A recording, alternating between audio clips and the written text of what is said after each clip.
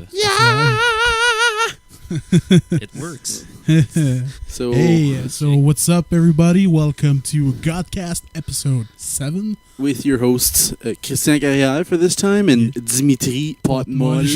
That's right. The meat I bag. saw you coming.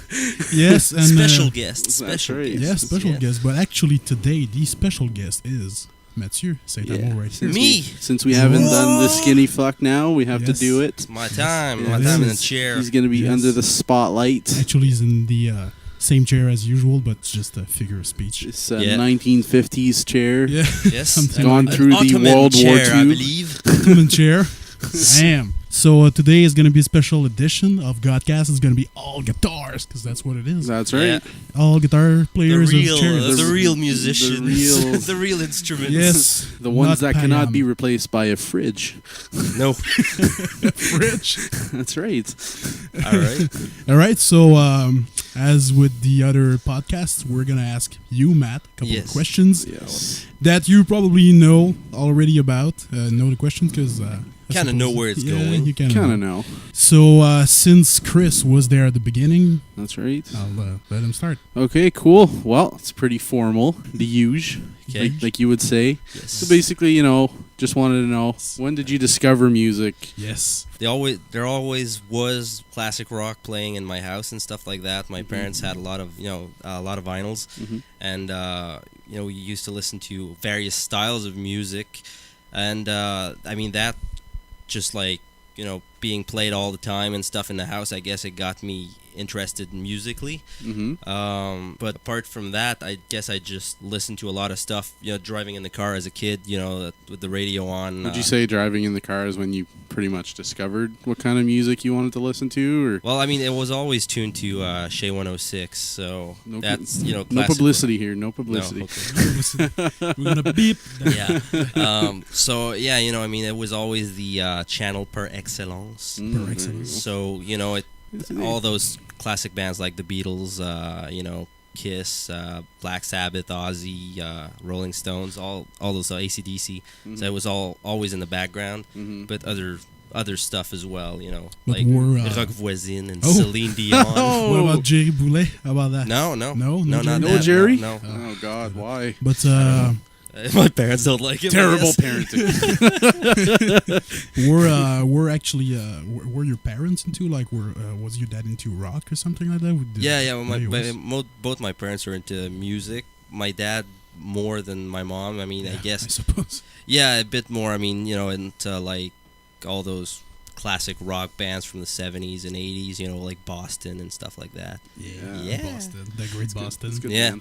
Yeah. So like those that was very helpful, and my dad actually worked as a music editor in animation. That's so true. I That's remember true. that. he used to edit music for the raccoons and stuff I like remember when you told me that, I was kind of surprised because I didn't think that your dad had some kind of musical past. Yeah. Now it all makes sense, right? Yeah, Well, but they coming all- from a musical they all- person or something. that. Yeah. Everybody in this family and stuff said he had a musical ear. So I guess that helped. That's why he was able to cut and edit music without really having a background or Yeah. knowing Didn't how he, to do. What? Didn't he take part in the documentary, the metal documentary? Hmm? Was it him? Maybe another dad. Maybe I'm mixing it up. What documentary? the heavy metal headbangers journey. No. No? No, Okay. no. That would've been Maybe fucking somebody else. awesome, though. Yeah, maybe somebody else. No, I worked on heavy metal. Yeah. Okay. That's Yeah. Yeah, okay. yeah. Yeah. There you But, go. Yeah, not the. Oh, okay. Just Cool. got Yeah, that's confused that's with where I your- got mixed Yeah, up. there's, here. there's a difference between 2005 and 1980. Yeah. Three. Yeah. Yeah. Yeah. But So I mean, that's Still pretty how- cool. Yeah, that's how I got, I guess, into the. I got to learn various bands and hear different songs. Mm-hmm. I remember from previous podcasts, I think it was with Chris, the other Chris, Yep. that you discussed about the fact that at first you didn't like metal. No, I did not. Yeah. It was like I wasn't raised with heavy metal. I mean, the hardest thing I listened to, I guess, back then was Yes. Black Sabbath. Oh, yeah. No, yeah, probably. I mean, you know, yeah. Kiss. That's Well, not really. It's not really hard, but no. I mean, rocks, but you know. yeah. But Black Sabbath being probably the darkest, I guess. Yeah. Darkest, blackest music there. But I wasn't a big fan of screaming and stuff like that. And Yeah. so Chris kind of Forced it. yeah. Well, Kind I of. mean, as I learned, I guess I got to play guitar and stuff like that. It got I went and searched other things than just rock. After I learned how to play. So Yeah. Yeah, that makes sense, right? It's kind of like beer, right? And screaming is like a bit of an acquired taste. Yes. You know what I mean? Like, Yes. at first you're like, what the fuck is going on here? Why is this guy screaming this song? You're like, oh man, this couldn't really go any other way, right? Yeah, but I still haven't acquired the Nope, taste the of beer. beer. Nope, that's true. No, I know. We After, all know after this. many years. Still a pussy Virgin about it, Cuba but- Libre. Yes. But he's on the way. I mean, he's interested about everything surrounding I like beer, the, like I like culture. the beer culture. Yeah, he Yes, likes it. He finds but- it fancy, Yes. We go to pubs and shit, and he's like, try German. that beer. Well, he's not trying any. Oktoberfest. Oktoberfest, And yeah. Irish pubes. So going into this, I mean, leads to the other question, I guess. What was the first thing that you can remember that made you go, "Wow, man, I really want to play music. Like this is what I want to do." The first, well, not necessarily like what I want to do as a living. I think that came later when, after a while, I got to with the band creation and going into talk really about that songwriting later. and stuff. Passions flowing. But what I think As a hobby, like something that would interest you. The main thing that made me want to play guitar and pick up guitar was Ace Frehley from Kiss. Nice. Yeah. Just in general, I mean, I think Kiss was a big. It just looks like rock and roll. I mean, the show, the theatrics, the costumes, everything. My uncle and cousins were. Well, my uncle plays guitar and stuff, and he's a big Kiss fan. Was all his life, and his two kids. One played guitar and the other played drums. So they had Kiss costumes and stuff when I was growing up. And They had costumes. yeah, they had That's cool, man. Yeah, they had costumes and stuff. And for Halloween, they dressed up, and they could play a couple of easy Kiss songs and stuff. Nice. So But Kiss is all about the looks. It's not about the playing. So it doesn't matter. But I mean, when I was younger, I was just like, wow, I'd so like to be like that and play guitar like you guys and have a costume and just like kind of fake it, the glamorous side of things. Yeah. So that Detroit Rock City kind of thing. yeah. Yeah. Yes. So that thing, it just from there on, I had the interest in guitar, and then I got the first time I played guitar was in high school, first year of high school. We took there was guitar classes available instead of arts, so I decided to try my hand at guitar. So we started with classical guitar, and from there on I started. But the first thing, I guess, the first song that really made me go, I can do this, was I saw on Much Music there was a documentary on Iron Maiden, Number of the Beast, classic Yeah, album. Great I remember that documentary. one. Yeah, so I saw that. It was winter. I think I was in my second year of high school, and I hadn't had any. I didn't have any electric guitar at the time, and Just a classical one? Or? yeah, just a class. My mom's old classical one. Yeah. that one. Beat It's up. all beat up and broken. Yeah, it has a name. An Emperador. Yeah, exactly. Emperador. So, yes. So it was only I was playing on that, and I heard the riff, the classic. I was like, my God, what is this? I did not know Iron Maiden, and I just went like, oh my God, I gotta learn I this. gotta remember this because I was going out skiing. Oh. Yes, and so I was like, I don't want to forget it. Well, I gotta take it, and I was like, okay, Iron Maiden, Number of the Beast, and Iron Maiden's big, but I didn't know, so Yeah, I you didn't want to didn't know. forget it. It would have been easy to find. Yeah, Yeah, but I mean, not knowing and Yeah. Didn't have the internet back no, then. no, Or very They- little internet. Yes, there Like was just very- MSN What? or I some can't shit. Google it. What am I gonna do? exactly.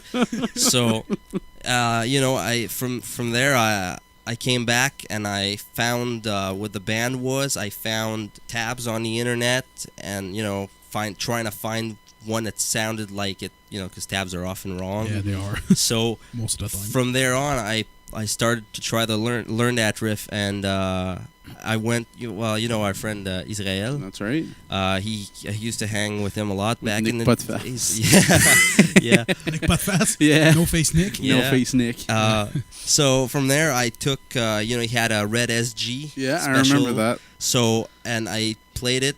I plugged it in the amp, and I played that riff, and I was like, oh my god, it's so for the first time, right? 'Cause you've first played it time before, electric, yeah. first time on electric guitar for real. It was that riff, the Number of the Beast intro riff played on that guitar, and I was like, I'm It's hooked. easier.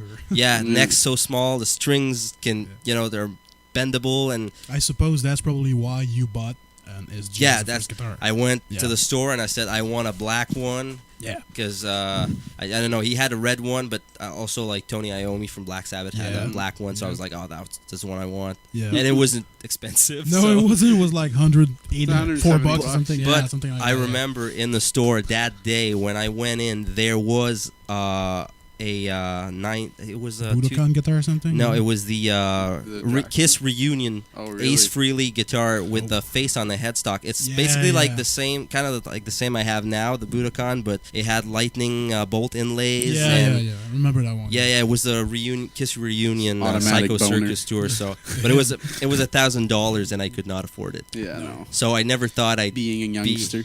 yeah, I never thought I'd be able to get a guitar like that guitar, but now I have Yeah, plenty. I have a plenty and a Budokan Ace Frehley model, so Yeah. it's come full circle, so it's good. Yeah. Awesome. One funny thing is that I think, Chris, your first guitar was an the SG same, as well. I Yeah. had like the Les Paul, but like the same Yeah. model. So Yeah, the One special. of we my all buddies started had on the same Les guitar. Paul. Yeah, one of my buddies had the Les Paul. It was a piece of shit, actually. Yeah. It was really the SG was. I thought the SG was actually better than the Les Paul, and the Les Paul was more expensive. I don't know. Was it more expensive? Yeah, it was about $400. No. Yeah. I had one that I paid like $180. Really? Yeah, it's I remember like seeing. You 'cause- had SG Special 2. I had like Les Paul Special 2. It was the same thing Oh. for Les Paul. Oh, I thought it was more expensive. No? By you Oh. being a lefty, you didn't really have a choice. I Yeah. guess. I wanted a Les Paul, but Yeah, but it's Anyways. like, okay, I get that one. Yeah, first guitar, Christmas gift from Dad, it worked. for Yeah. that That's price. awesome. Yeah. Cool. But yeah, no, that's all pretty cool shit. But apart from this, do you remember joining of our special people there, Rich, in our garage when he first started Well, recording?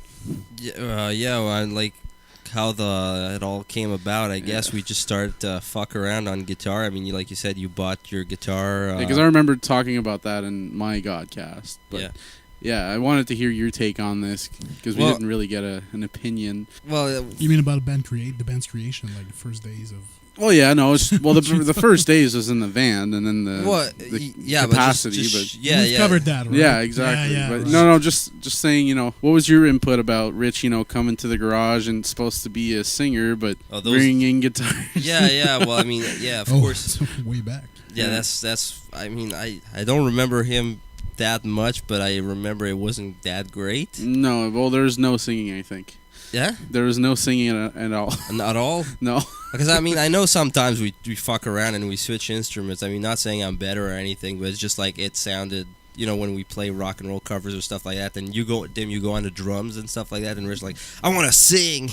Oh, yeah, that still happens, but... Yeah, but just back in the days, I mean, Are you referring? Because I think that I remember when I started playing music with Rich, when he was still playing the guitar. Yeah. At some point, he was telling me and Manu that he almost sang in the band with you guys or something. Is that what you're referring Yes, to? that's exactly Yeah. what I was Yeah, talking well- about. Yeah, We were supposed to have Rich sing At first, in the beginning, like, way because we back. were Yeah. both guitars and he wanted to sing. Yeah, he yeah, wanted to yeah. do a band, but he kept wasn't coming that in great of a with the guitar guitar, player. and no singing was ever done. No, well, like I mean, some parts of like back in the days and stuff like that, I really don't fucking remember at all. Yeah, Like no. some parts are blur, some parts are like, oh yeah, I remember that, but like That's probably even before Capacity and all that stuff, right? That's I- way before was that. it? I mean, I think we were playing covers back then. No, it was after Capacity. Yeah. Was it? It was I think we had because Capacity is me Was and you Pinnis just. with us? Well, no, actually, Pinnis and Rich came about the same time. Speak in the mic. Oh, my bad. Rich and Chris came about the same time, but Rich came a little bit earlier, and Yeah, then Chris followed through. I guess. I don't, but Maybe. I think after Rich kind of like he like you say he was either there to sing or he brought guitars or whatever. Yeah. But I think after that he left. He left. He kind of left. we kind of worked on songs, Yeah, just the yeah, three of us, I and then think we so. tried another singer, the guy who screamed. Oh my god. In your So- garage, the one. Yeah. Oh police? my Yeah, I god. heard about That So- didn't need an amp. Yeah. That was like ridiculous. My mom coming downstairs like, if he ever screams again like that, I'm gonna call the cops. Yeah, Yeah. must have, So I mean, yeah, that's what I guess. After that, I think we had some. We worked on like real Yeah. more song structures and stuff Mhm. like that. Like we worked on Blood Drunk and your Bloodlust. Bloodlust, yeah. Blood Drunk. It was before actually. You named the song Oh, yes. Bloodlust It was before the before. album Blood Drunk from Children of Bodom Mhm. came. So it was. It's okay. It's all good. It's all good, man. We had Capacity. I think we had Signs back in the day. Ah, I'm not I'm not sure. quite sure about that. We You had had Crush You. Yeah, Yeah. Crush You, yeah. Yeah, but We had like 3 solid Yeah. songs that I we were remember playing at over some and over point again. you Think- went into at Drew's basement and you Yeah. recorded guitar parts. yeah, I remember Yep. that. Songs. Yeah. Yeah, and Rich was like starting to drum with you Yeah. guys. So So yeah, I mean that's Came what back I in the remember. picture. Apart from that, after Rich joined the band, I mean, as a drummer, I think I remember it was at one of Manu's parties or something, and we were fucking around in the yard and Mhm. something. We're like, hey man, we're trying to form a band and something, and I think Joy was there Yeah. as well. And we were just like, all right, I guess you're gonna try out at drums, and from there on, we we went into his basement Yeah. because the drums were there. But But he had like the Christmas before he had his electronic drum kit. Yeah. But a few months later, yeah, he had Joey. Joey lent him yeah, his drums.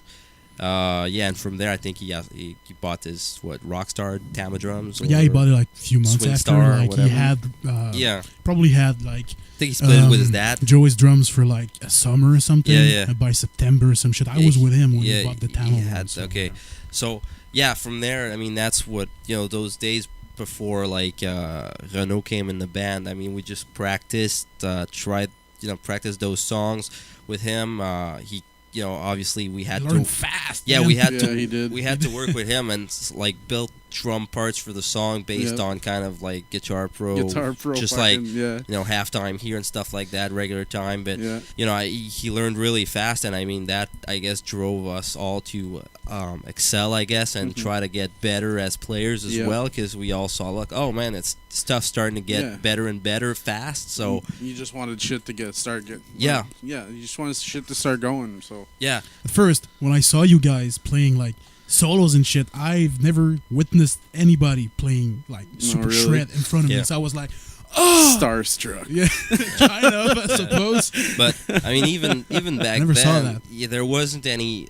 You got to remember, kids. That back when we were younger, new metal was prevalent and the solo Yes. was dead. Yeah. So it was I mean, bringing E back into metal. As yes, well. yes.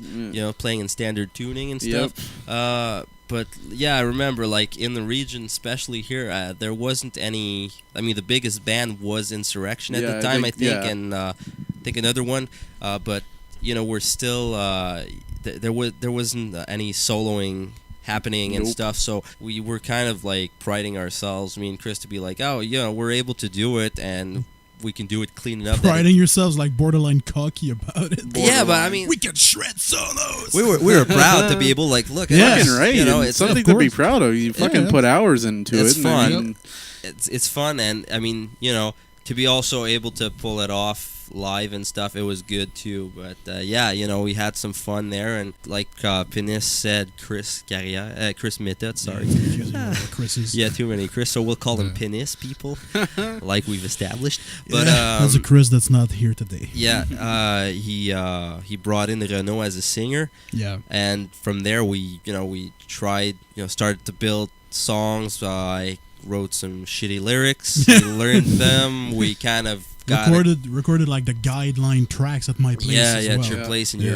your pantry or whatever. Yeah, your yeah. closet, I have pictures of you singing and then eating like cockrotti after, Yeah, it was great. 2 meals. 2 meals Yeah, back for in the real. day. 2 meals for one man. Yeah, 2 Yes. meals each. That So- was the night. Yeah, so I mean, yeah, from there on, he went in. We did he learned the songs. We practiced some more, and Yeah, 'cause it's all about practice in the end, right? Yeah, it's all about what you do.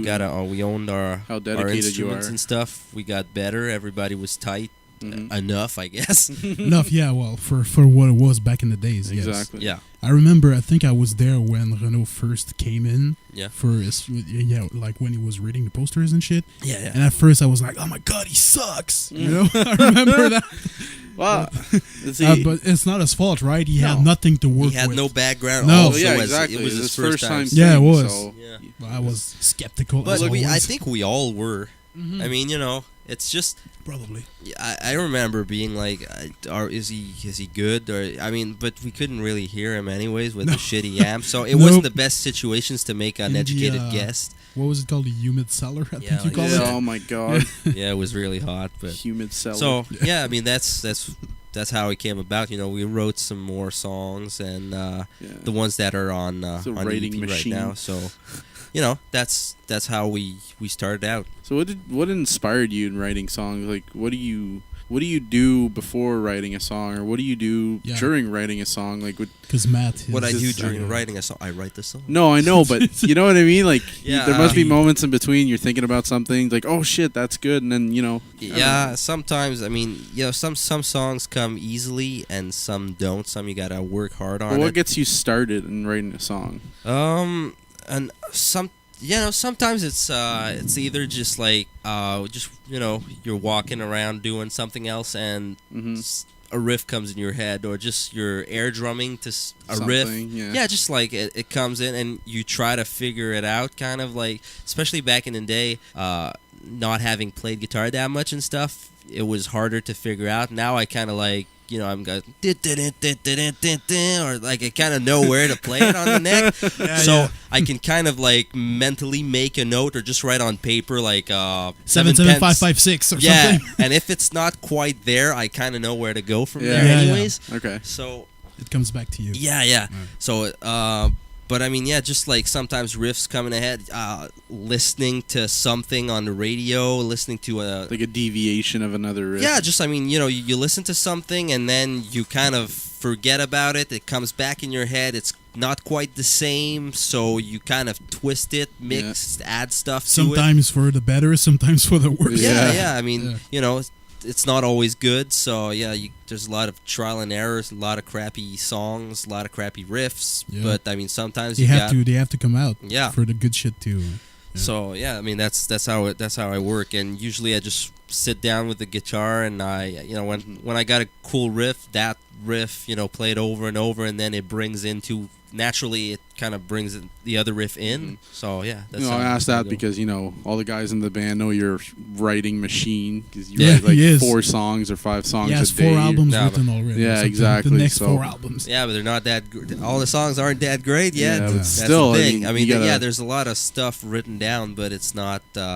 Might not pass approval by everybody in the band. Well, yeah, but still, you got to give some merit for writing all that stuff. I mean, it's weird though, because I mean, it's a bizarre feeling, like writing. Like I don't know, it's like you got to write a song and then show it to people. Yeah, but it's just I don't know how to kind of judging your mind kind of thing. Well, it's just like sometimes you're like, okay, I wrote that song, and I mean, I know it's got to be approved by the whole band for it to go forward, but it's just like I know what it's gonna sound like, and I know it's gonna work. Exactly, right? Sometimes it's just hard to convey certain ideas on like just based on nothing. Yeah, exactly. Or just like here's the guitar profile. Listen to it. It's meaty sound. It sounds crappy, but it's just a general idea, and it's also hard when like just like to have the whole. As much as I like to write the songs, it's also hard to have all the weight of the songwriting, because I mean, if it sucks, it's on my shoulders as well. Yeah, but that makes sense. You kind of got good at it though, because I remember at first you probably were a bit like reluctant, I guess. Is that the proper word? Well, it depends on the following words. Like maybe you were like when we were criticizing your stuff, maybe. Yeah. But now you take it pretty good, and that's a hard thing, because as cheesy as it sounds, you kind of put yourself out there on the line and criticize everything that you did and you do and you pretty much. Basically. Yeah. But like you say, it's hard to maybe I take it a bit better, but it's still hard when I'm like, I know it's gonna work. Trust me. Either that or just like, can we give it a chance? Just like, let's try it. I feel targeted. No, not a little bit. No, but not. No, because I criticized him pretty hard at some point in regards to some songs, and he. The thing is that instead of just fucking going through with it, he made some changes that were actually beneficial to the song. So yeah, no, I mean sometimes it is. So yeah, sometimes it's good, but sometimes I'm just like, let's just see where it goes, because maybe just by playing it over and over, we as a band playing it, things will changes, change. Everybody brings its own flavor. Just jamming the riff over and over, transitions change, something changes, so the dynamic of the whole song could change and potentially be better that way. So, but Dides. I mean, Dides. Yeah, exactly. I mean, that's right. Yeah, but I mean, I guess that's kind of how I. Well, if you wouldn't have criticized him, the song wouldn't be as great as it is right today. Probably. I don't know, man. I mean, I think it would. Did you see it that way? What do you mean? I mean, he said that. Yeah, by having kept it in standard tuning. No, but just criticizing it made it better. But that's what he said. The thing about that is that if one person doesn't like it, and not necessarily being me, but let's say somebody else doesn't like it, that means there's 1,000 other people that don't like it. So that's why you have to be open to criticism, or else you're going to be, this is fucking amazing. Oh, of course. Yeah, so just, you got to listen to other people, because it doesn't mean that you like it, that somebody else. No, of There's course. the old debate of pleasing the people and doing what you want to do. Exactly. It's kind of but making a way between that. It's like just changing the tuning and stuff like that. It made a big difference recording wise and sound wise and everything. So sit the fuck down, boy. And Tids just entered the place. She'll sit on the ground. She will. But sorry. No, it just, I guess, it was a small change. It's not like we changed stuff structure wise or songwriting wise. No. It was just a small tuning change that improved the song. I mean, me sitting here saying like, oh yeah, would it have been better in E standard tuning? Nobody could tell, By the way, just saying, we're talking about Tides of War, the song, right? That's what we're talking about. Right. Especially for that. Because that one, it was kind of hard to make it on the album. Yeah, there was like, discussions like, is it going on? Is it not going on? Is it good? It's too rock and roll. But that's a bit off topic. Regarding the fact that we're probably still talking about older stuff right now, but exactly. Yeah. So, but I mean, it's in the right. Being in the writing process, goes where it goes, or whatever. Yeah. So it's got a mind of its own. So But did you like? I mean, probably as of now, it's a bit different, because I know you want us to get a bit more involved in the songwriting process. Like, you're like, hey, if I come up with a riff, I mean, you wouldn't be stubborn about it. Like, no, it's my stuff only, No. Like I say, I don't mind. It's just, if you're like, okay, cool, that riff's nice. Let's use it. If the thing is, I mean, when I sit down and write a whole song, I kind of have a direction of where it's going. While if you're like, I got this riff, it's kind of like either I built a song around it, or I gotta find a song to put it in, and that's harder because it's gotta fit, know. Sure. So, but yeah, I mean, because riffs come aplenty, but songs, that's another exactly. story. It's gotta fit together as a whole. But yeah, I'm definitely open. I mean, like Payam's written some new stuff on new songs and stuff. You got a riff coming up on. So I guess at first it was probably more out of necessity that you were writing most of the stuff. Yeah, I guess. Didn't Chris, you had any like riffs sometimes, or I'd probably just. Well, you tried. I think I remember you had some difficulty like writing it down on. But what I would mostly do is he'd show me some stuff, and I'd be like, okay, well, you could do this instead or this instead. But that's pretty much all I did. Matt did most of the stuff. Yeah. But you just sometimes would come up to me and be like, yo. Interested? Well, not interested. I wouldn't say interested, but I liked the way he was going with stuff. He had something in his mind. Him. Yeah, exactly. Yeah. And he's like, just do this, and I just played the part he wanted me to play, and I was happy to do it. Being his bitch. No. Partner in crime. No, you weren't a bitch, that's for sure, because you had strong opinions. Yeah, No, if I didn't like something, I'd tell him, and he'd go out of his way to try to. Yeah, we try to fix everything. So. Fix. So sometimes it was for the better, sometimes it was for the worse, and kept it the same way. But yeah, no, that's pretty much it. He was had a strong mind, so I didn't argue with it much. No, it sounded good. I mean, the songs we had fun playing them, and we thought they sounded good, so we just went for it. Yeah, exactly. Well, I suppose it's a bit like you've been kind of. I know that sounds super pretentious. What's the word in English? Pretentious. Yeah, pretentious. But you've been fortunate enough to be with people who are trusting your vision. You know yeah. Everybody kind of went, yeah, all right, that's cool. But with a couple arguing. Yeah, no, of course. I mean, there's always things, but no, that was I was fortunate enough to have that, and people who were good playing their instruments as well, and we were able to pull off the songs and kind of like pull them off the way I kind of heard them in my head. So that was nice. Describe your first shows now, just the shows that you had with me and shit, and just describe how that made you feel compared to what you feel today when you're on the stage, because it's probably very different. Well, yeah. I mean, for sure, Chariots of the Gods Mark 1, yes, as I like to call it, was Mark 1. Yeah, it was a different thing, I mean, the songs were different. The stage presence was different. Everybody, like even our skills and stuff, True. Back in the day, we used to play everything so fucking fast. Mm-hmm. You remember that? Yeah, I do. So, I mean, but that, I guess, made us, because we pulled it off, so it made us better and made us tighter, I guess. Wasn't necessarily beneficial for playing in the dark and shit. Yeah, we practiced playing in the dark just to fucking own our instruments and stuff. Yeah. But it wasn't maybe beneficial for the people who listened to us, because, I mean, the songs were... I think were of a lesser quality, being played too fast. Yeah. But every metal band's like that in the beginning. Yeah. I mean, the adrenaline and stuff. If you look at the big ones, like just for example, Trivium. Yeah. If you look at our first album, everything is fucking flying fast. Kill them all. I mean, even live to this day, they still play super fast. Yeah. So I mean, it's like that for everybody. Yeah, it's the adrenaline and stuff. But I mean, definitely the feel was different. I mean, there was I personally didn't move a lot back then. I felt, I guess, more concentrated on the playing and stuff. Mm-hmm. But yet, and also a bit maybe shy towards the crowd. Yeah. Yep. That's. I mean, you got to get used to it. You, Chris, on your end, I mean, I remember you just like mostly stayed there headbanging intensively. Yeah. Super sweating, rusting up the Floyd Rose. Yeah. Exactly. And I had to change it, actually. Yeah. And then there was Pinis there on bass duty, flailing around like a maniac hippie. So it's just like, all right, well, we're going to try to move around. And also the stages weren't that big. Oh, they're also, tiny. They still aren't that big. Café des Coffres. Yeah. Oh, my goodness. So...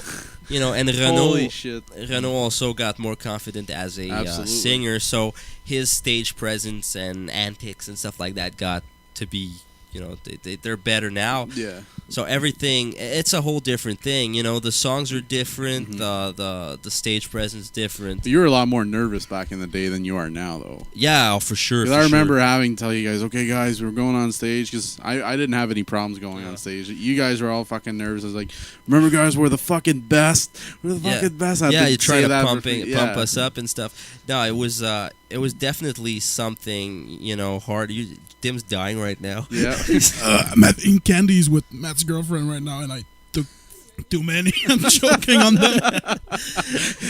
All right. That's being fat and having candies in my face. I can't resist. But it was just like being. I remember those first shows. I was really nervous, and I guess that didn't help. Also, the fast playing and stuff. But we got. I think we all got better. Absolutely. Just like getting out there and stuff. It got to be less pressure, I guess. It's just we felt more comfortable on stage and interacting with the crowd, It's just funny because after every show we would all just look at ourselves and be like, oh man, I made so many mistakes. Yeah, still do, man. Yeah. Still do. It's like worst show ever. And people were like, yeah. But there were, I think, personally looking back, there were more worst show evers back in the day. Yeah, for sure. Than now. Yep. Because it's so much faster too, and we weren't as comfortable. But just exactly, and we hadn't been playing that long. I'd say it's not much about like, do we make mistakes or not? But it's like, I don't know, we just see things differently now. We rely more on pumping the crowd up than, like you said, being too concentrated about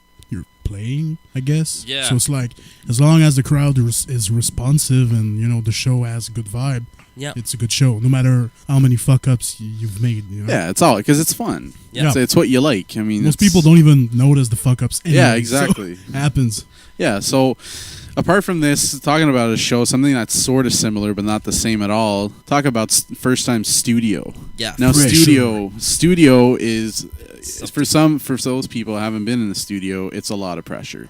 Yeah. If you haven't been practicing, you're going to kill yourself because you got somebody observing you. Yeah, it's really... the whole time you're playing. So how And did you feel about criticizing that? you as Yeah, well. exactly. And not being very nice. No, you don't pay them to be nice. Well, exactly. either, No. so. Well, I'm just saying it's that much pressure. Yeah. Yeah. So how did you feel going into the studio for the first time? Well, I remember being scared. Yeah, like you said, nervous and stuff. Just not really scared, nervous because you're going to be judged and you want everything to be so perfect. And especially since it was the first time I was going to hear the songs I'd written on tape and stuff. And see if they were. Yeah, exactly. Gonna work. Gonna see if everything's gonna fall into place correctly. Yeah. If everything's supposed to work the way it should. Mm-hmm. So it was really, really scary at first, but after a while you get comfortable and stuff. You get to hang around, fuck around with the producer. Yeah. So he put, as well as criticizing you, his job's to put you at ease so you get the best takes. But that was really, really, really fun weekend we had in Perth. So it was, we had fun at the motel and stuff like that. Watching porn or something, playing Oh my PlayStation. God. No, So he brought fun. PlayStation, I think. Yeah, I think I brought my PlayStation. Yeah. Yeah. Yeah, There the were porn ants, episode right? was there ants in the room? Ants? No, that was Quebec. Yeah. No, there was no ants in my going. Okay, No. but Ants. yeah, I mean, whatever. It's just like it was fun. We had 3 days to do 3 songs. That's all. That's That's fast. I yeah. mean, drums, guitar, bass, Yeah. vocals. So Yeah. we had to be productive. It was long days. Oh my god. It was intense. From 8 in the that morning was to like a 10, lot. 11 at night. Yeah. That was a lot for you guys. I mean, you've never been in the studio No. before, No. and now you have to be never efficient played and, with a you know. click track. Yeah. So Nope. that was also something we got to get. You got to get used to it. You got to follow the beat. It's you gotta pull everything to so everything looks good on tape for the producer and he can work with it and make the best song. So you wanna perform to the top of your abilities, especially like when I like Chris, we talked about that Yeah. on your podcast.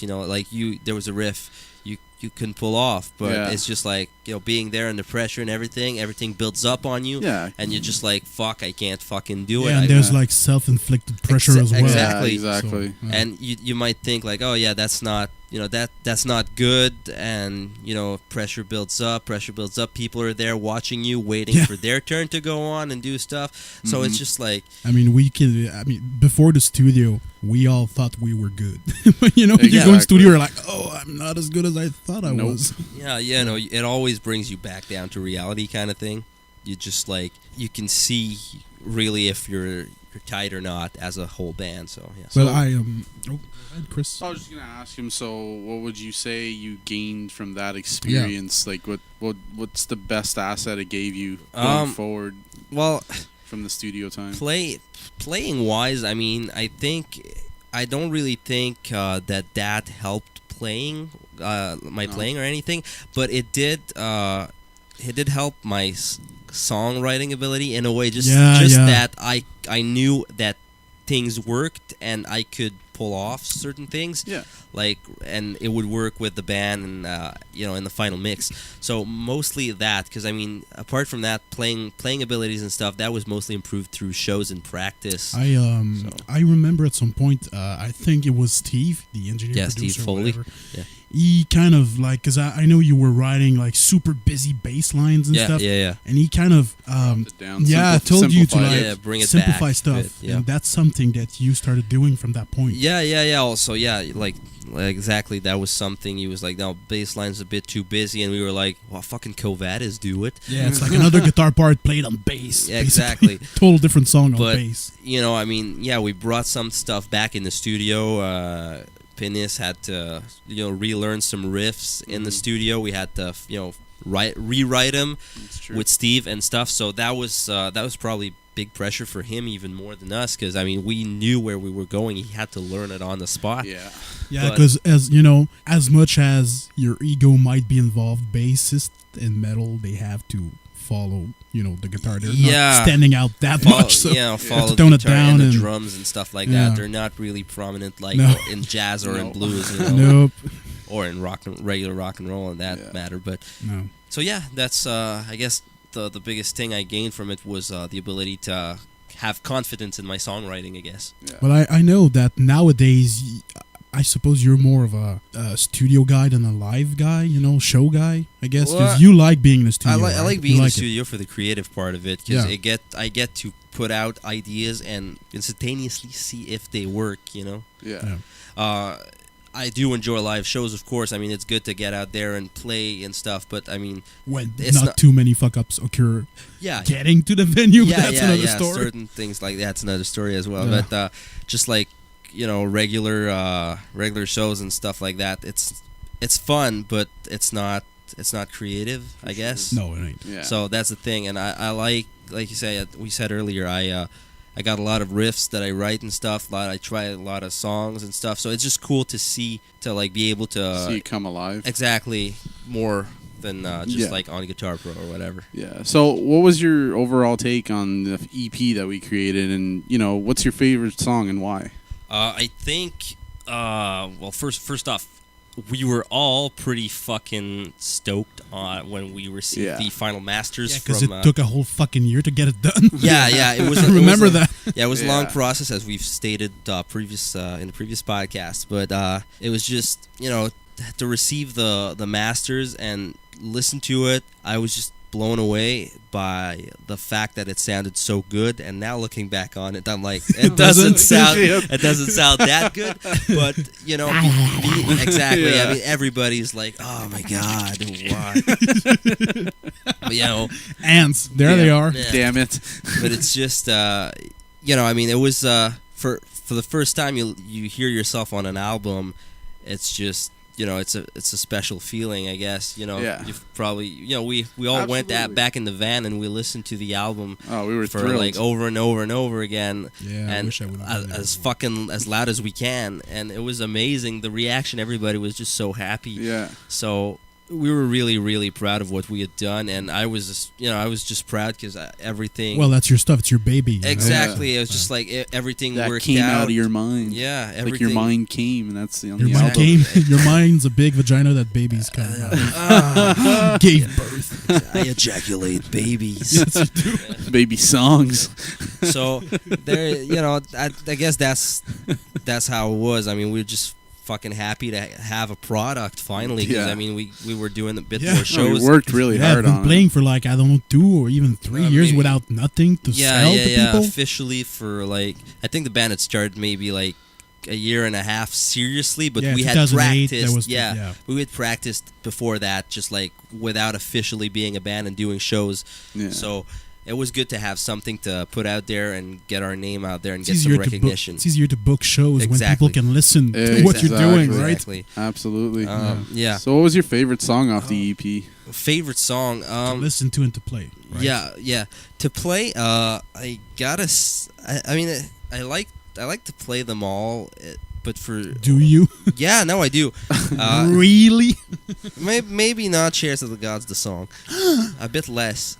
But I mean, yeah, just I didn't expect that either. No, I thought it was some other song. Yeah, no, but just like for track number 1. No, actually, I like to play it. It's just like now that I have 2 solos to do, it's a bitch. I'm sorry, but I could do something, but it wouldn't be as complex. Yeah, but it's no. As for favorite song to play live, that's. I mean, I enjoy Defying Winds because it's fast, quick, and easy. Yeah, my favorite too. But I do enjoy Exiles because it's got a nice. Oh yeah. It's got a nice chorus to it where we You could just drum chorus and rock. exactly, and it's got a nice solo and stuff, and there's crowd interaction and stuff. I also like Signs because of the big ending. The 74 choruses. Exactly, at the end with the layers and stuff. The heavy stuff. Yeah. But as for my favorite song to listen to, I mean, that would be... That's a hard one. Yeah, it's a hard one. Quality-wise, I'd say Defying No, Winds. just purely song-wise. Purely song-wise, I'd go with Signs, I think. Because I think it's everybody's favorite. It's got that pop rock element to it, yet it's got metal, it's fast. But, I mean, if it would have been recorded with the same quality as the Defying Ones, it would have been even better to me. But I mean, I just think that songwriting wise and to listen to, it's a nice one. One could say that Signs of That World is your first masterpiece. I guess one could say that. I've always had positive feedback on that song. Yeah. Everybody loves that song. Yeah, the tapping does it all, man. People are amazed by it. Yeah, especially live. Like, oh my God, live it impresses people. Even if it's not that complicated, people are just like, oh my God, they don't need to know that. I know, but you make it look hard. That's what it's all about. I headbang at the same time, so that's cool. People enjoy it. Yes. But yeah, no. Apart from that, what was your take on Chris leaving? I guess that was one of the hard parts for me. I remember. And how'd you feel about that? I mean, obviously everybody understood, but you being probably the closest with Chris. You were like butt fucking lovers or something. Butt buddies. Heterosexual life partners. Yeah, exactly. That's you were his Jay and he was your Bob. Yes. Yeah, it was. It was really hard for real. I mean, it was. I didn't expect him to leave. Honestly, it was something that kind of came out of the blue. It's just like, hey guys, I'm going to university and I want to try. Took a quick decision, right? Yeah, it was a quick thing. It all happened really fast. It's just like I'm gonna go out.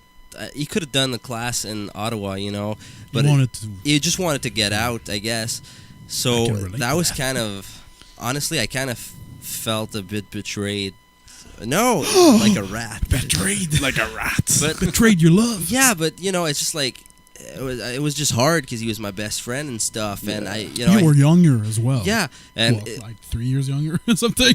Well, I guess, but you were younger, man. You were a kid back then. It was younger days. Yeah, but a bit older, a little bit wiser. Days of middle youth, hair growing out of weird places. But no, it's just like it was hard to see him leave because I mean it was like he was my best friend. We were in the band together. We started that thing out together with Chris here. So, I felt sad, but I mean at the same time he never felt comfortable with his bass playing abilities. He always That's weird, right? Yeah, he always said he was underestimate. Yeah. He never said I'm not a metal bassist. I'm not that even good of a bassist. Point. Says he, but but we were all pretty good. Yeah, it was fine, man. Yeah, it was perfectly fine. He was doing a good job, but I mean, I guess he needed to leave, and so if you love something, set it free. Oh, some birds aren't meant to be in cages. Yes. Their feathers are too colorful. So now I'm stuck with my girlfriend as my best friend now. Yeah, she has convincing arguments. Yeah, she does, especially today. I'm not sad at all. I'm very happy. But no, so that was it was a sad time. I mean, for the band as well. We needed to find someone to replace him, and that's where you came in, Jim, for one show, I think. One show. Yeah. From there on, after you, I think we had a break from shows and stuff, and we had the time to get another bassist and to find someone. Actually, I remember I did that show in Drummondville. It was like in July or something, and then you guys had another one in Val-des-Monts. I think it was like Val-des-Monts Fest or something like that. And Rich called me and was like, "Okay, so you want to do it or not?" And I was like, "Ah, man, it's gonna be complicated." So you called Pinnis back, I think. I think he did that show. Yeah. I think he did it because his girlfriend. What did you say, love? She said yes. Oh yeah. He came down. No, he didn't come down. Yeah, like she said, yes. So he came down. He did the show. That was his last show, I think. Last show, and like you said, we drove him back to Sherbrooke. That was the deal. After that, first show you guys had was like in October, I think, in Saint-Hyacinthe or something. That was Payam's first show. At the trash bar. Yeah, so basically you hired Payam, and like in a matter of 2 months he was up on stage. Little bastard ran off Yeah. before the show. Right. Yeah, I remember We were all hearing like, about he was that. like 17 years old. 16, man. Yeah, 16. He was a 16. kid. Yeah. 16 that was, and like fuck, that was he a bit- just went off with some dude just to smoke or have a smoke or something. Or, Yeah, it's like, dude, we're fucking like And strangers in a smoke a strange spice town. to Don't one. leave with Yeah, random like- people. you know. Yeah, you were like, feeling responsible. yeah, Well, we as a kid. were because we You know? were Yeah. responsible of him. Yeah, you were. Technically, he wasn't an was a adult. minor. Yeah, he was a minor. He was in a So- bar. So it's official now. Yes, we've been doing some illegal stuff. Pam has been playing bars, Illegally. underaged. Yeah. Yes. But it was a bit weird at first, honestly, to have Payam in the band, just because it wasn't. He's like super outsider. Well, yeah, he was Yeah. young. Well, like he said, he was a young guy coming in and stuff, and he just. It was a different vibe. I didn't really know if it would work or not. Him being so young and having different influences and stuff like that. It was just, I don't know. I guess I just wanted Chris to come back, and I was Yeah, you just hoping did. that, like, Yeah. if. You had that feeling for like a year. I know, Oh, and we nothing, were, again, to be nothing honest, against yeah. Payam and stuff. He did a great job and stuff. And It now, was I just mean, normal feeling. yeah, now I don't want him to leave. I regret think he's anything. doing a great job, and he has Yeah. his place, and he fits in perfectly. Yeah. It's just that back in the day, I don't know, I just kind of miss You my were still friend, I wounded. guess. Yeah, Yeah. yeah. Yeah. So We were all kind of like that, actually. A bit. We We were. were all a we bit weren't uncertain. sure if he was coming back or not. So yeah, because and we kind of, it was That- maybe unfair, but we Yeah, it must have been hard on Payam as well, because even Exactly. though you never told him that, he must have felt it. I guess. So I mean, all that aside, now he's in there. We love you, Payam. Yeah, we love you, bro. you. So yeah. So then, after that, After that, the other Chris left. Unfortunately- we had to leave the band. Unfortunately, yeah. myself had to leave. Yep. That So- was we that was got- hard as well. That We had was, the logistics of that covered in his own podcast, Yeah. which Yeah. was the second one. Yeah, the Yes, second it was one, the Yeah, second one. Yeah. But yeah, how did you feel about him leaving? Boy, it was hard. I mean, like we'd known each other for a fucking while. Yeah. 10 years or so. Yeah. It's like two good fucking longtime friends leaving within I know. like 2 months or something. I know, and it's just like it felt weird, and You felt betrayed as well. I It don't was know. different, right? It was different context. and- situation. yeah, Yeah. exactly. Chris was 'Cause leaving It kind of happened like. kind of fast, but Because him Chris was like, could have still took the course in Ottawa. And Yeah, stayed. yeah. right. You was more. It was more like of a obligation, financial job, and issue, finance, yeah. everything. You kind of left on your own.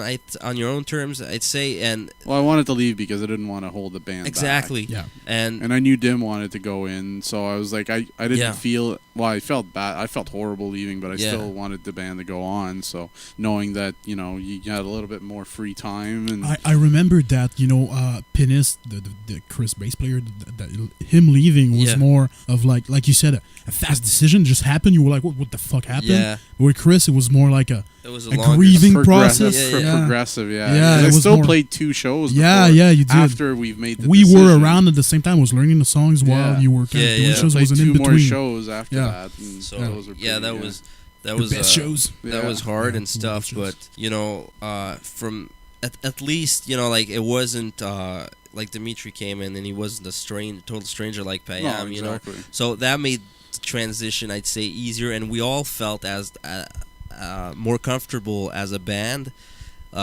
with him being there Mhm. instead of a stranger. Yeah. It made the transition on every one of us a lot easier. And I mean, I guess I don't know for you if it it must have been a sucky feeling for you Well, as yeah. well. I mean, but Yeah, because it's probably like Chris left, but at the same time, must have felt pressure when I came into the picture. I guess maybe a bit. If I like- felt pressure, Yeah, like from because I remember when I came in the picture, you weren't quite out of the band no. already. I Yeah, didn't there was- really. in I the didn't want. decision. I didn't really want to leave, to be Yeah. honest. there was like But now that these guys have a replacement, it kind of puts pressure on you. Maybe. Yeah. Well, I don't think it's pressure. It's more or less like this guy needs to come in because I need to leave, but I don't really want to leave. So it was like, yeah.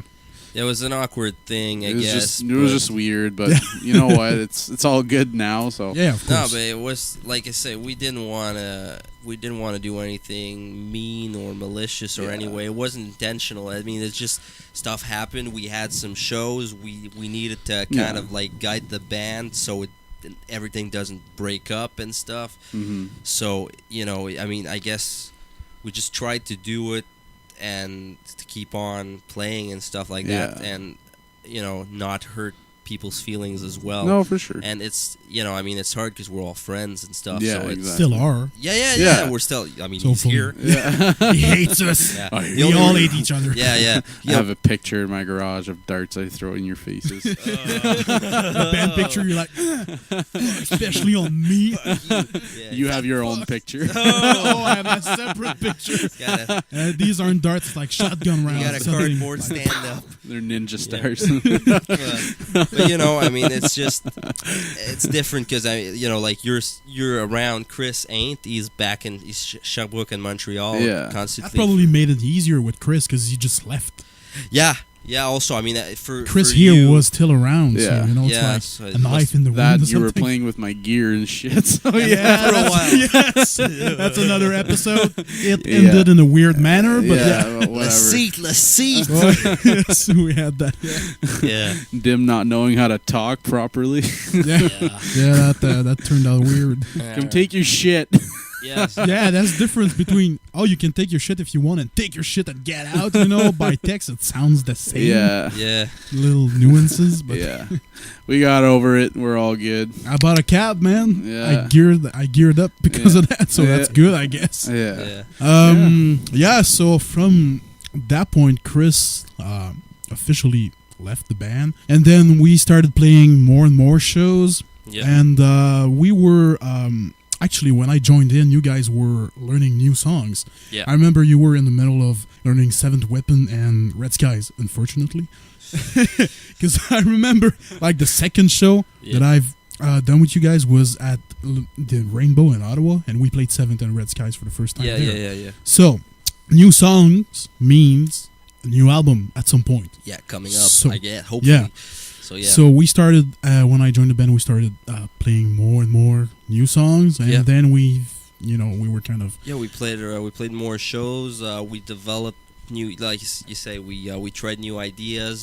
There were some older songs that we kind of got to play more. I mean, they had a different vibe and stuff, so we kind of knew they were going on the new album and stuff. So we had, like, this project of making a new album quite soon. Yeah. It was in the plans. So I was writing a bit more and trying to finish maybe songs that had been started and not finished and stuff. Just get material out there. So from like you say, from there on, we had the idea to go on and do pre-production for what would be the next album. But actually, I think we started pre-production after we met with Glen. I think so. We still had the idea of doing another album. We wanted to, and then like Glen just came in the picture. Glen approached us and said, "Whenever you guys are ready to go in the studio, I'd like to work with you." Under mysterious conditions. Yeah. He came in. It was kind of weird. It was we never like knew. I heard you guys. A friend of mine gave Sounded me too your good to be CD true. from your show in Montreal, the one at the Café Chaos. I think was it with you? It was my first show, actually. The Café Chaos. Yeah. Oh, was it? Yeah. Yep. Not the top of the world. You've or, had the one with the before. fucking 4 stairs. No. Yeah, that was me. No, I know, but that's what I'm they saying. That did was another you one. on top of the skate shop. Yeah. Oh my god, that night was terrible. Actually, Stairs and no crowd. But like From that show, somebody showed him. Or stuff. So he got a hold of our first EP. Yeah. So that's why it's useful, kids, to have an album to give out. Because big, extraordinary producers can. Yeah. Big producer, Glen Robinson, producer extraordinaire. He had, a big resume. A resume. Yeah, so it was interesting to be like, okay, Glen Robinson, that guy is interested in working with us. And what's funny to mention is that at that point, especially me and you, we were super into, like, Jeff Waters playing. Yeah, but we were... And we were like, yeah! And we even, like, parked in front of his house and we were like, spying on him or some shit. Like, oh my god, that's the house where he lives in. Yeah. Oh wow. And Glen had worked with him before in Never Neverland album. 91, 92. Yeah, 91. And we got contacted by him, so we were like, "Oh shit!" Because we had dropped the CD in the mailbox. In the mailbox. Yeah, and you started to run. I was waiting in a car, hiding behind the steering wheel. So we thought, maybe Jeff said, "Okay, that's good. I guess we can contact through Glen." I had no part of this, by the way. No, nope. No. You weren't there when we spied on. Yep. Nope.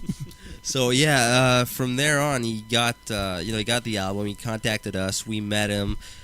We discussed, I guess, what we were thinking of doing, and he said, I guess, just do pre-production, and we started to record the songs ourselves, and we did basically the whole album, everything, ourselves in our jam spot.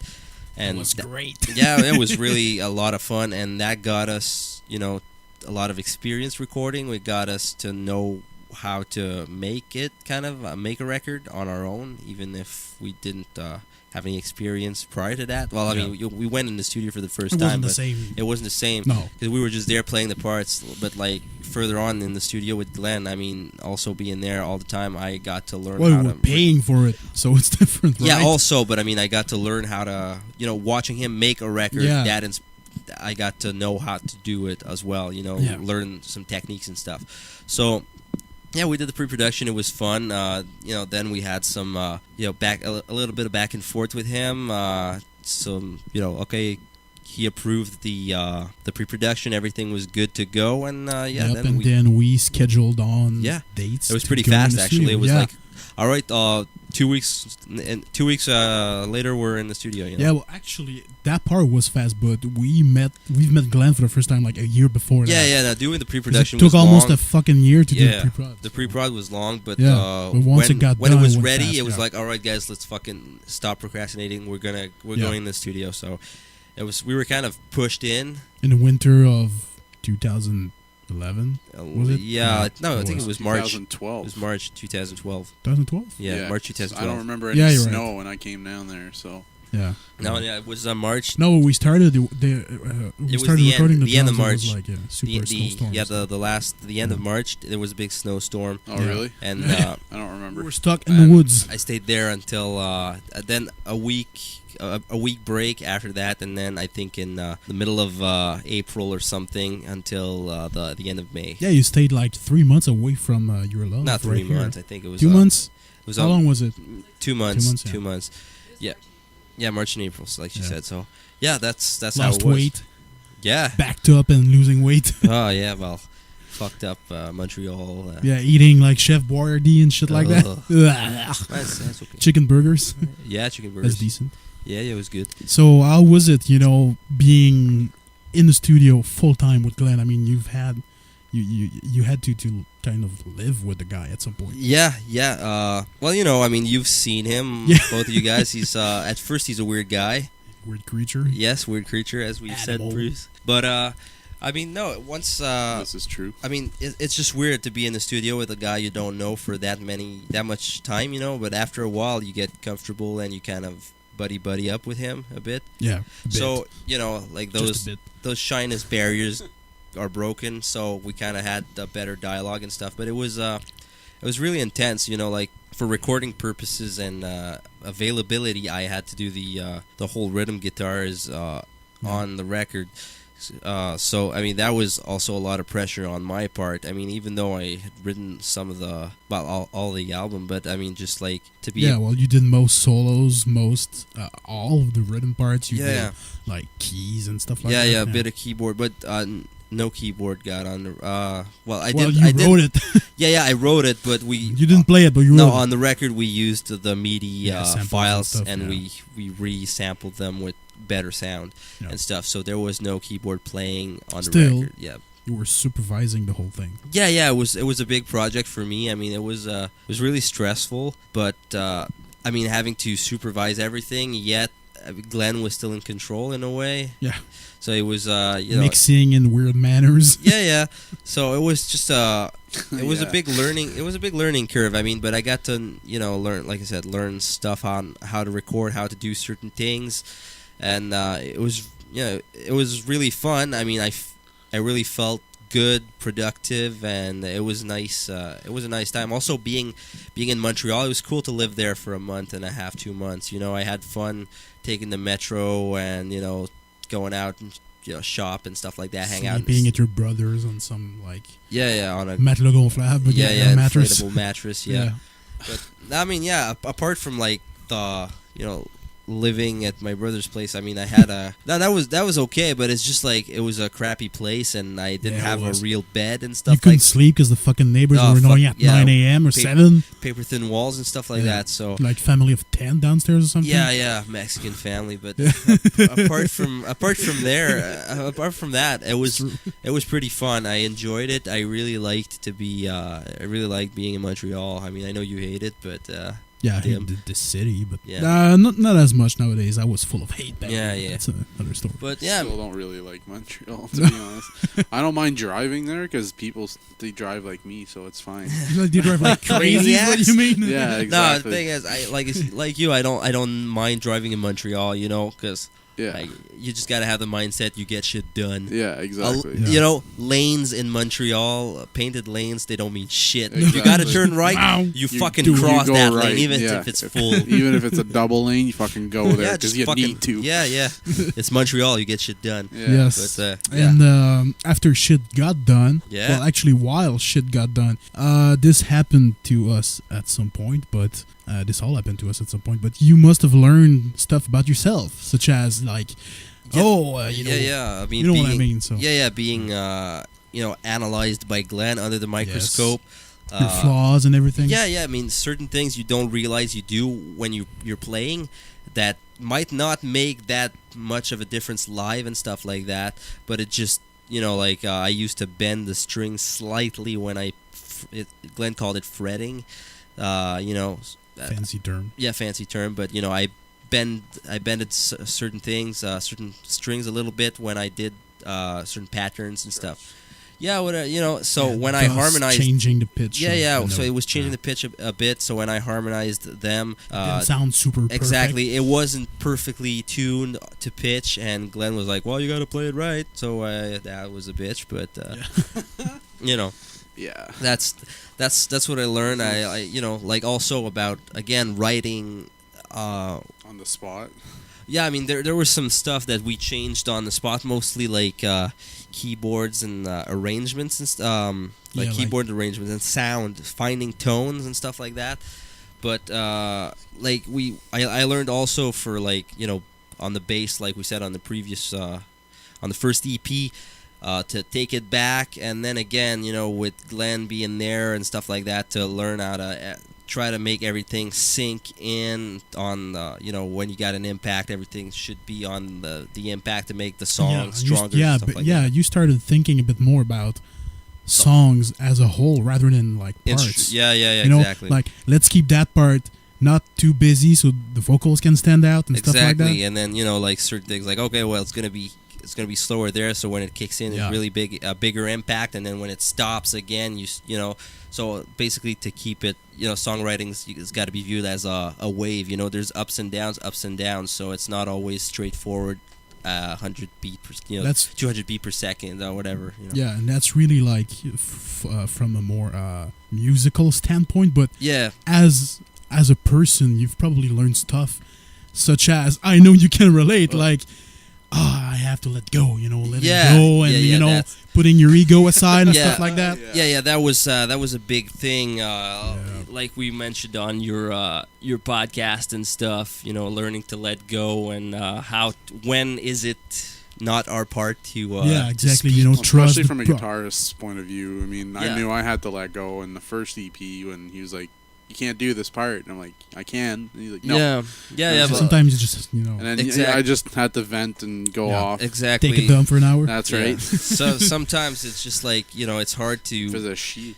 Yeah. Literally. Yeah. What you're so involved into it. You got to take some step backs. At that point, I mean, you've been in. Yeah, I was there for 2 months nearly.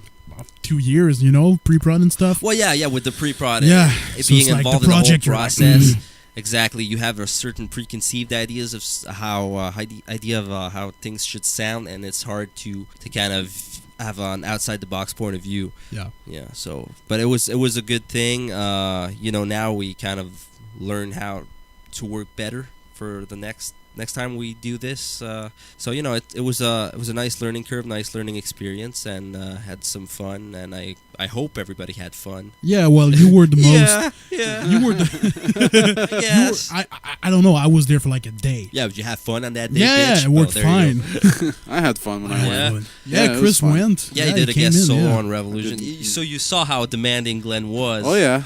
It was hard. Back vocals. Yeah, we also did back vocals. We're excited for that. Huh? Yeah, it was like fun. Yeah, it was. Yeah, that was. At the end, we were like, "Oh my god, I'm getting fucking all roached Rich up. had to stop. Yeah, Yeah. And then Glenn was like, "Yeah, it sounds good." Yeah, because Rich stopped. It's like, oh, because he had like the strong accent, something. Glenn was hearing it. That sounds too much Quebecois. Don't do that. yeah, it's not good. So all right, well, I guess we'll just continue and see if we can't do it better. And then he just left, and I was like, oh, guys. Yeah, so I turned around. Rich was like, Yeah, he was sitting on a couch looking at me. I was like, didn't feel good or whatever. He was just like, he was just dizzy or something. yeah, well, screaming for a couple of hours and stuff. Rats, guys. And then the stuff chicks like that come and see us downstairs, like, yeah, we heard was your true. music. Thought there was some satanic group Yelling having a ritual insanities, inside. dire red sky sets fire to all and stuff like that. It's like, no, we're making an album. We're a metal band. Yeah. Yeah. That was fun. She was cute, also. Yeah. But and so when it all got done. Yeah. So basically, what's your? Are you pleased with the album? Yeah. Now that that I have had a year after. Yeah, exactly.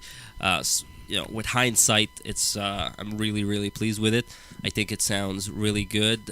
Glen did a very, very nice job with it. At first it was hard to, like we said, to kind of grasp how good it was. Nobody was really into listening to it anymore. We were just kind of washed up on it at first. yeah but then you stop for a couple of weeks and you kind of rediscover it after 2 months or so. You put it in the car again and you're like, oh shit, that's good. Don't you think that's sort of a weird reaction, taking how you were so excited to hear the first EP and then the second album you were like, it's different. The process is different. The process was different because the other one, like we said, we took it took over a year to do 4 songs, including the masters and stuff like that. While with Glen, we had done the pre-production for like 6 months and then another whole like a little break and then 2-3 months in the studio with the mastering and the mixes and back and forth. So we didn't have a break like we had with the EP where we recorded 3 songs, then like 5 months passed, we recorded another one, then a couple of other months passed, he mixed them, then we sent them overseas to get them mastered, and then when they came back it was brand new to us. We didn't hear that, but while being in the studio constantly with Glen, I could hear what the mixes, the little changes he were doing, so I couldn't appreciate them fully because I didn't have a break. You have to pull the plug from like work and fun. Yeah. But I mean, I'm really, really pleased with the record. I think it sounds great, and I mean, people are really responding well to it. Out there, we've gotten great reviews and. It's been playing all around Canada and stuff on college radios and community campuses and stuff like that. Yeah, that's good stuff. I mean, I think we were number 1 in Calgary. Yeah, something like that. Number 3 in Canada for a couple of months, I think. Yeah. So that was good. It was like Voivod on the same list. Yeah, Voivod was number 1. I think they're like 30 somewhat years old band, and we're like. So yeah, that was really something fun, just to be like, okay, cool. People like the songs because they were a bit different writing style. And music wise, so it was just fun to see that people were into it. They liked the change and the sound, so good. So like with the EP, do you have any favorite songs to play live and to listen to? Ties of War. That's a hard one because there's like 14 songs on that shit. Yeah, there's 14 songs on that one, and I like them all. Yeah, of course, for different reasons. Yeah, for different reasons, but listen to I'd say I really enjoy. I know this is gonna sound a bit narcissistic, but I really like Tides of War because I do an awesome fucking solo on it, and it's long. But yeah, it's true. yeah, it's just I don't know. I think it's got the right amount of elements, like pop elements to metal elements. You really like it, or you're trying to make a statement to Chris there? No. It's a great song, bastard. No, I really like it. No, I told him I liked it, and once he tuned it down, cool. I think it's awesome. But yeah, I really like it. I think it sounds badass, and I mean that's it's short and sweet song. It's got everything cool that I enjoy in it, so that's a fun one. I mean it would be followed by I'd say Collapse of an Empire that because it's so different. It's longer, but it's got also a lot of it's got clean parts, choruses, choirs, long solos, harmonies and stuff. So I mean I really like Tides of War, and then it would be followed by Collapse of an Empire. So then songs to play live. Playing songs to play live, I'd say I'd have to say Annihilation of the Gods. Yeah, that one. We seem to all agree on that one. Yeah, just because it's fast. It works. It's trashy. It works. The crowd seems to like it. There's harmonies, leads, solos here and there. It's just I don't know. It's got a lot of good energy. It's fun to play, and it's get shred on it. Like yeah, exactly. There's a lot of gallops, chugga pickings and gallops. So it's just cool. So that's I say that's the one I like to play the best. So from there, do you remember any best show? With men? Yeah. I guess like everybody else. All one night stand shows apart. Yeah. No one. I guess like some of you guys said, the Busco show, our soft release, that was just fucking amazing. I mean, not necessarily playing wise, but just fucking emotion and energy feel wise. That was just the best because there was so many people there. Yeah. The crowd, fed us with their energy. It was just good because of that.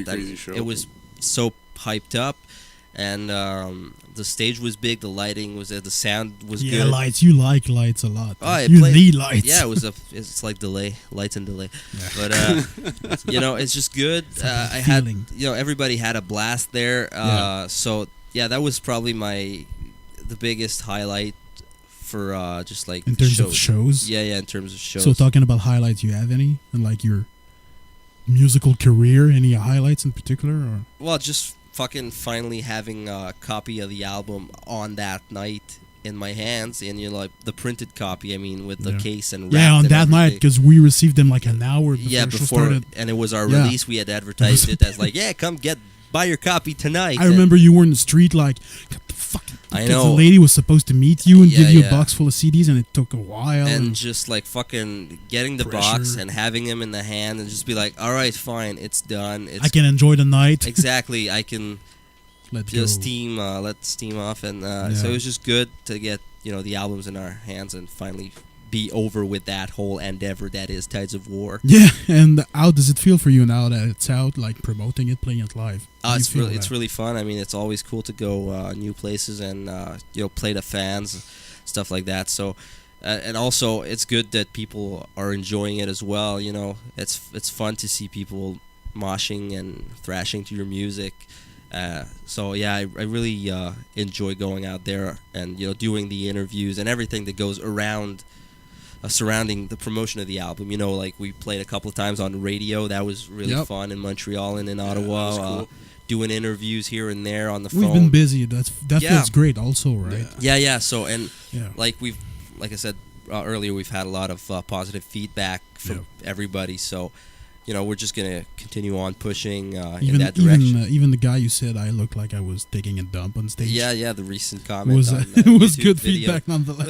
But he liked it. Comments on YouTube. Guy said, "Yeah, that show they didn't fit that well, but they weren't terrible. But man, that fat ass guitar player looks like he's taking a dump on the stage." Oh really? I didn't see that. Not in such crude words, but yeah. He liked the show, just didn't like your face. No. So yeah.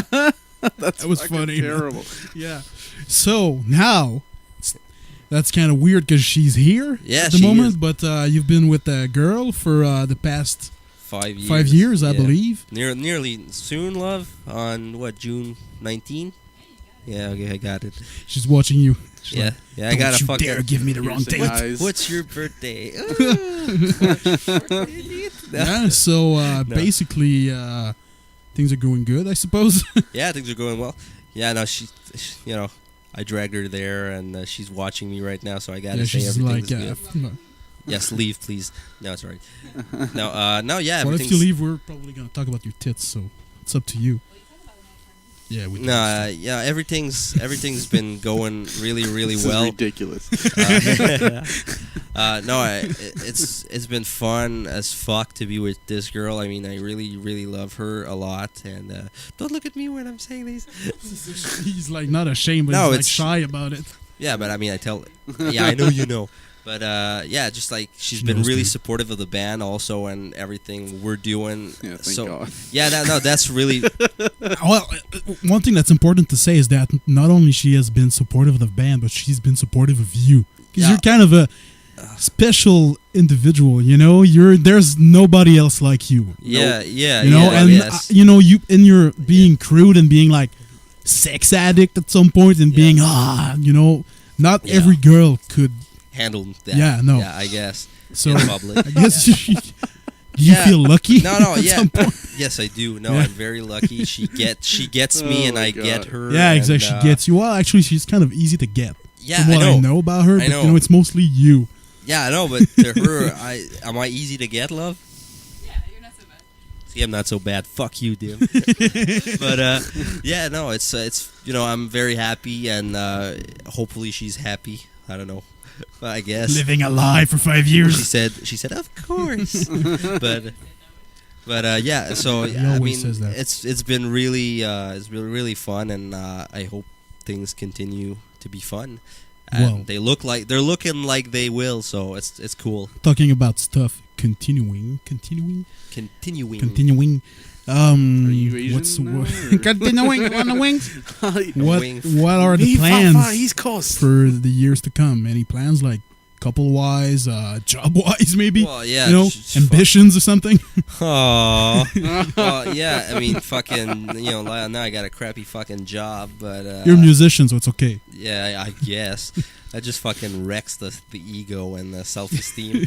But yeah, you know, Yeah, but you rock. You live your dream, I man. live my dream. Yeah, it doesn't pay the bill. People wish they could live their dream. I guess that's what you've been told. Yeah, But told that. you know, so yeah, it's just been you know, I mean, I'm doing some drawings on the side. Yeah, I've just plugged my true, 'cause you my draw. Wacom tablet in my new computer and Yeah, set because up you've been everything. told that so- paper is dead. Yes, kind Apparently. of. I like paper, but whatever. The industry doesn't anymore. You can always scan it. Mhm. You can always Yeah, scan but it's your not. drawings. Yeah, it's not That's as what he was fast doing. as productive as you know, when you work in a studio. You gotta. Are you trying to? Yeah, fair Are you enough. trying to kind of get back in the game or something? Well, I guess. I mean, I'm gonna try to first off see if I can draw more with that instead. You know, just get my hand worked up because it's different than on paper. Yeah. It's a weird medium because I mean it's a board. It's not like drawing on the screen. They got Cintiq tablets now where you can Yeah. draw on the screen. That would be really fucking awesome. I'd be Expensive. curious. Yeah, but it probably would feel more like paper. Mm-hmm. So, but you know, I'm getting used to that. Those are probably really expensive. Yeah, they are. Yeah, Tomo's got one. So. Yeah, it does. Yeah, Tomo is the guy that Who did the directed video, the Tides of Tides of War. War video. Yeah, yeah. by the way, just saying. But yeah, I mean, I'm you know, I'm doing that, writing some more songs. You know, for the next one. Yeah. Next album. Yes, we're gonna start working on that Yeah, quite yeah. soon. I suppose Renault puts pressure on us. Yes, he does. Like he mentioned in his podcast, he's like, I want to start doing shit. Yeah. Mr. Project him needs Yeah. stuff to fill his Yeah. time. But He just yeah. bought a van. I'm surprised you that's could like- understand anything Renault was saying in English in his podcast. Oh, it's always like spurs of talking and really fast and Yeah. cut open. Yeah, so cool. So, ending words. You have anything you want to say, plug, or Well, wish to people, wish to the world, the music of, I don't know. Go I ahead, wish- say something. I'd like to wish though for the world peace. Oh God, You know? Miss Canada or Yeah. something. it's not metal at all. But no, I mean, I want you thanks to you guys for doing this interview. Anytime. It was nice fun. to have you around to do this. It was different. Took a while. Took almost like 2 hours. Yeah, I know. We're at what now? Gonna have to cut in this shit. Yeah, 126 right now. It's not that bad. No, it's An not hour that bad. 26? Yeah. Oh, that's not too bad. Yeah. So, it's good. I mean, Not too bad. for the not too bad. For the two people out there listening, Oh, God. Why do you always say that? it's all right, No, what he means is 2000s. So that's what he means. No, but whatever. I mean, the people out there listening, I'm gonna continue to do that. To do the podcast and stuff. We're gonna continue to do music as well. We're gonna continue to tour. And we're gonna try to get better at everything we do. So yeah, this podcast as well. Try is having the intention to fail. We're gonna do it. Oh, all right. Okay. Do or do not. There's no try. Yes, we're gonna Yoda the shit out of it. Yes. So yeah, I mean, things are gonna Lift you get up on the going. force. So yeah, I mean that's about it. Just fucking go check us out online and be there for fucking next episode when Christian Carriere returns. Oh, yeah? Oh, Yeah, cool. Episode 8. Surprised about it? Yeah, no, it's gonna be the one we recorded a couple of weeks ago. Oh, that's awesome. Talking Alright, about cool, music, man. bashing about stuff. Yeah? That music sucks. That music sucks. Yeah, let's Shit. let's not spoil anything. No, but we're not yes, spoiling there will anything. be It's some, just it's a teaser. there will be some bashing. Yeah. Okay, cool. Because Chris is I the can't master wait. of bashing. I like bashing stuff. All right, so everybody have a good day or a good night or whatever the fuck you are. Enjoy. All right, so like I said at the beginning, this was the last episode of Project Genesis. From there on, the podcast will be shorter, and we're going to talk about various topics of pop culture, music, movies, and more. So join me next week when Christian Carriere returns, and we shoot the shit on new music and talk TV shows. All right. So that's a wrap. I'm your host, Matt St-Amour from Chariots of the Gods. Keep it metal, keep it real, and keep it rocking. We'll fight to witness the end!